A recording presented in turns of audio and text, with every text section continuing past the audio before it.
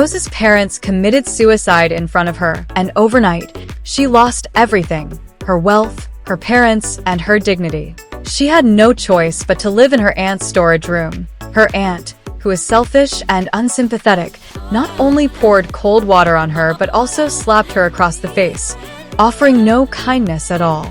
Down on her luck, Rose had to take on multiple jobs just to get out of her aunt's house, one of which was working as a bartender.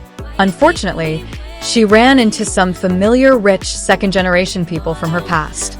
Seeing her in a destitute state, they began forcing drinks on her. Just as she was being bullied, a man appeared out of nowhere. He crouched down, extended a hand to Rose, and helped her to her feet. The rich second-generation men who had been arrogant only moments before instantly became respectful because the man was Jack, the chairman of a top-tier conglomerate. He finished the drinks they had forced upon Rose and warned the others not to embarrass her anymore. Rose, curious, asked Jack if he knew her, but Jack didn't answer. Instead, he looked at her with deep affection in his eyes. Back home, Rose's cousin, who was a pervert, started eyeing her. Fortunately, Rose managed to knock him out with a lamp and escape. In the pouring rain, she received a distress call from her best friend, who had nearly been assaulted by a director. Forgetting about her own situation, Rose rushed to her friend's aid and saved her, only to be knocked unconscious herself. Jack appeared again, taking her to the hospital. Her best friend introduced Jack to her, revealing that Jack was actually her uncle. Rose also learned an interesting tidbit about Jack. Years ago, Jack had attempted suicide by cutting his wrists, and it was a girl who saved him. He had been searching for that girl ever since. Outside her hospital room, Jack secretly looked at Rose, revealing the scar on his wrist, and softly murmured, "Rose, I finally found you." Once Rose recovered, she hurried to deliver takeout and bumped into her rival, Amy. Amy publicly knocked over her cake and demanded that Rose clean her shoes. However, Rose exposed that Amy was wearing her discarded secondhand shoes. Furious, Amy tried to slap Rose, but someone intervened. "Who gave you the guts to hurt my woman?" The person who stopped Amy was Jack. Rose thought Jack was supporting Amy, so she prepared to accept the blame, but Jack stopped her. "Where do you think you're going?" he asked. Amy thought Jack was backing her up and became even bolder, commanding Rose to kneel and pick up the broken pieces. Rose felt humiliated, but to her surprise, Jack suddenly pulled her into his arms and asked, "Why do you always let others bully you?" Rose looked at him in surprise, and Amy, thinking Rose was flirting with Jack, angrily threw water at her. Jack immediately took off his coat and draped it over Rose, then withdrew all his investments in Amy as punishment. Amy was stunned. Not content, Amy deliberately had Rose play the violin to make her embarrass herself. The first note Rose played was terrible, and Amy smiled in triumph. But Jack, confident as ever, knew Rose was a skilled violinist. Sure enough, Rose quickly showed off her professional skills, astonishing everyone in the room. Some even handed her business cards, hoping to connect with her. However, Jack seemed displeased. He lifted Rose's chin so she could only see him, saying, "Instead of making connections with other men, you should connect with me." He then gently put a bandage on her wound and publicly announced Rose's new position, his secretary. Jack whispered in her ear, "I know you need money right now, and this job will bring you a generous reward." Rose couldn't refuse. On her first day on the job, Rose accompanied Jack to a drinking party. During the event, a client tried to toast Rose, but Jack blocked every drink. "She's allergic to alcohol," Jack explained and drank in her place. Rose was curious how Jack knew about her alcohol allergy, but Jack simply said it was a guess. When a female client poured a drink for Rose, she secretly drugged it, instructed by Amy, intending to teach Rose a lesson. Rose was dragged into another room by a thug, but Jack noticed something was wrong and saved her.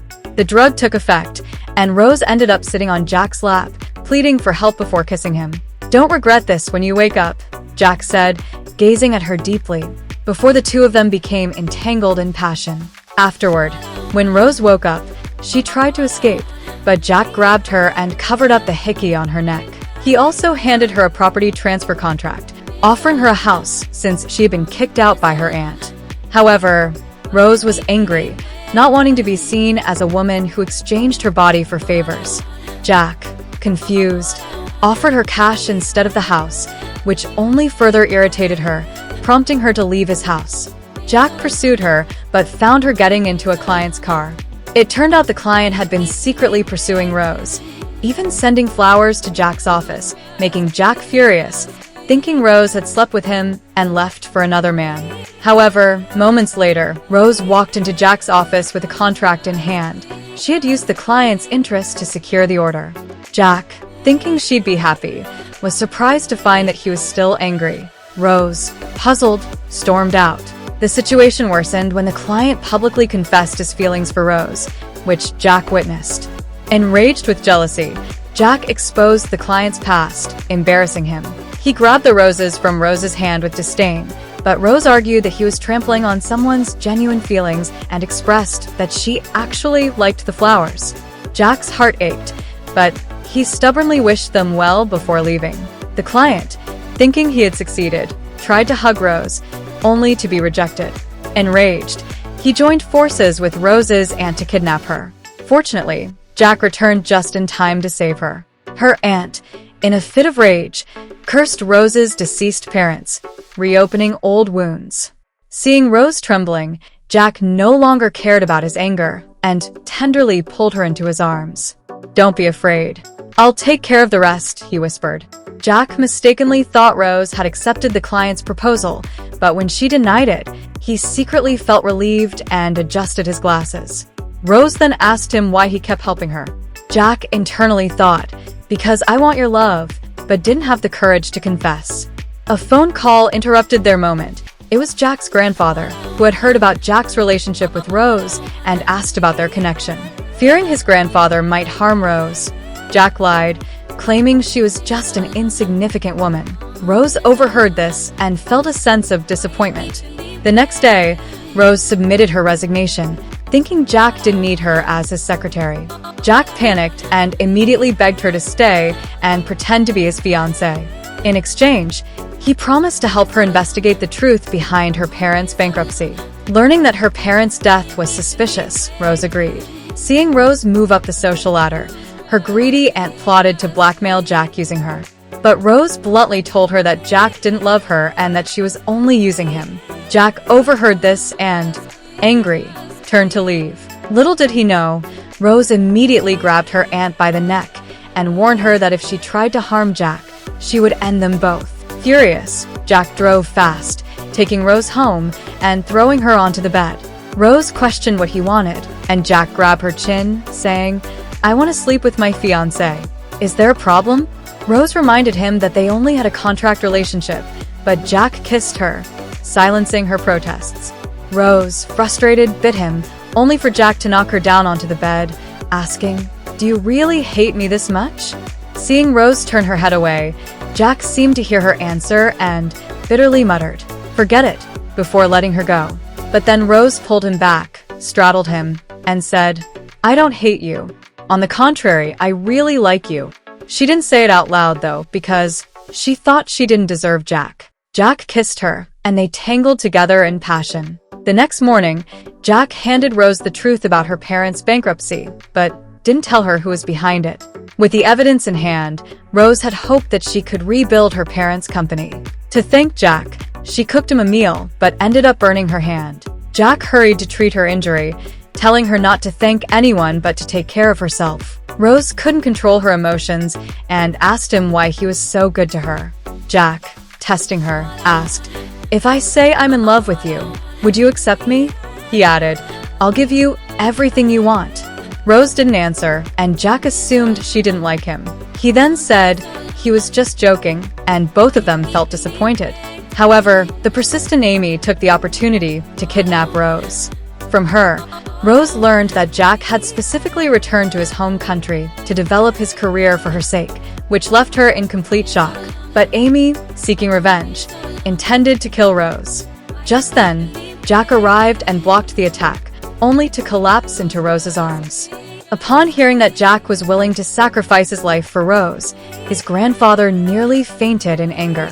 He warned Jack that the person responsible for Rose's parents' deaths was Jack's father. If Rose found out the truth, she would surely turn against him. To Jack's surprise, Rose overheard these words, and she was immediately struck by immense pain. She had fallen in love with the son of the man who killed her father. In a fit of despair, she drank herself into a stupor. Jack rushed to her side, carried her home, and intended to confess his feelings to her.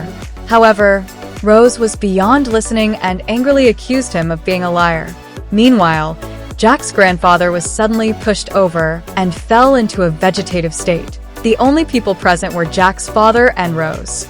The servants informed Jack that Rose was the one responsible for the incident. Jack, enraged, demanded to know why she did this, but despite his fury, he couldn't bring himself to hurt her. The truth, however, was that it wasn't Rose who pushed his grandfather. It was Jack's father. The two parted in anger. In reality, Jack already knew the truth and had been pretending to be ignorant in order to bring his father to justice. After his grandfather fell into a coma, Jack's father seized the opportunity to become the chairman of the company. When Rose confronted him about her parents' wrongful downfall, he was completely unprepared and ended up confessing everything to her. Rose recorded his confession on her phone. Enraged, he planned to kill Rose, but just as he was about to act, Jack arrived with a team of people.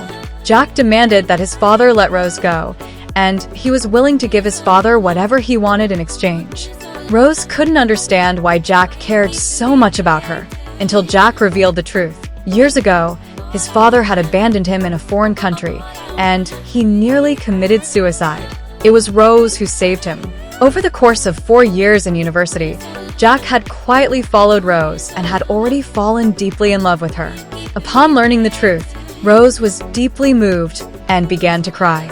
She struggled to free herself from Jack's father's dagger and threw herself into Jack's arms. The two embraced tightly, and Jack's father was ultimately taken into custody. When everything settled, Rose and Jack shared their true feelings with each other and kissed sweetly.